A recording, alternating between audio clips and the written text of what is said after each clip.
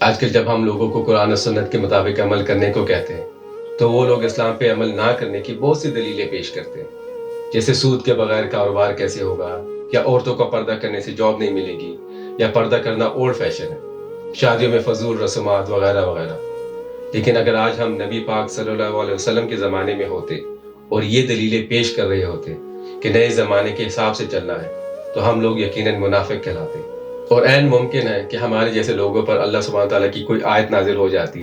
جیسے منافقوں پر نازل ہوئی۔ اللہ سبحانہ تعالیٰ نے قرآن میں فرمایا، آج میں نے تمہارے لیے تمہارے دین کو مکمل کر دیا، تم پر اپنی نعمت پوری کر دی، اور تمہارے لیے اسلام کو دین کے طور پر ہمیشہ کے لیے پسند کر لیا۔ قرآن و سنت میں کہیں پہ بھی نہیں لکھا کہ نئے زمانے میں اسلام کی تعلیمات کو تبدیل کر دیا جائے اور اپنی من پسند چیزوں کی پیروی کی جائے،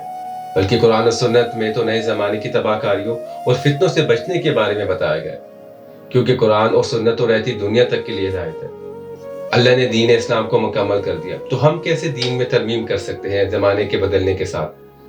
نبی پاک صلی اللہ علیہ وسلم کے انتقال پر ابو بکر رضی اللہ عنہ نے خطبہ دیتے وقت قرآن کی یہ آیت پڑھی، بھلا اگر ان کا انتقال ہو جائے یا انہیں قتل کر دیا جائے تو کیا تم الٹے پاؤں پھر جاؤ گے؟ ابو بکر رضی اللہ عنہ نے ان کے خلاف بھی جنگ کا اعلان کیا، جو زکوٰۃ تو دے رہے تھے لیکن کہہ رہے تھے کہ ریاست کو نہیں دیں گے۔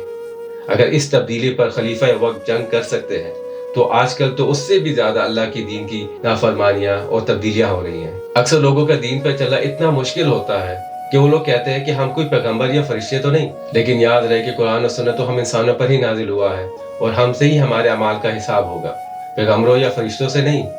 اور نصیحت کرتے رہو، کیونکہ نصیحت ایمان والوں کو فائدہ دیتی ہے، کیونکہ جس کے دل میں اللہ کا خوف ہوگا وہ نصیحت ضرور مانے گا۔ اللہ اللہ